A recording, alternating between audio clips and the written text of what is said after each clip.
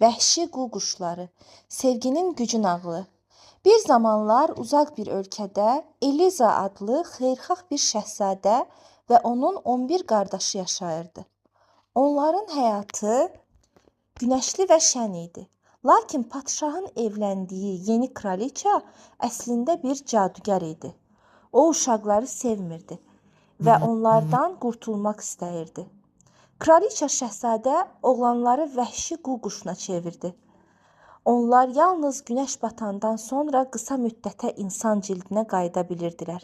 Qardaşlar uzaqlara uçmağa məcbur oldular. Eliza isə tək qaldı, amma qardaşlarını tapacağına söz verdi. Eliza uzun axtarışdan sonra qardaşlarını tapdı. Onları xilas etməyin tək bir yolu var idi: gicitkəndən paltar toxumaq. O, 11 qardaşı üçün əlləri ilə gicitkən yığmalı və onlardan köynək toxumalı idi.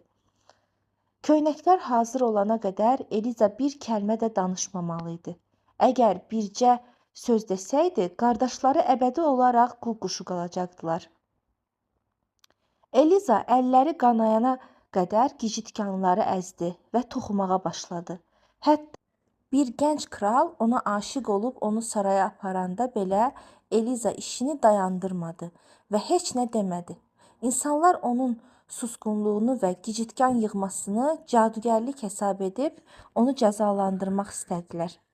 Tam Elizanı cəzalandıracaqları an göydən 11 vəhşi qu quşu endi.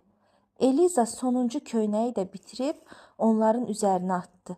Möcüzə baş verdi. Qu quşları yaraşıqlı şahzadələrə çevrildilər. Eliza sonuncu köynəyin qolunu bitirməyə çatdıra bilmədiyi üçün ən kiçik qardaşının bir qolu həmişə qu qanadı olaraq qaldı. Bu hekayə bizə öyrədir ki, səbir, fədakarlıq və sevgi bütün pisliklərə və qara qüvvələrə qalib gələ bilər. Bugünlük də bu qədər əziz dostlar. Sabah eyni saatda Naranın nağıllarında görüşərik. Hələlik.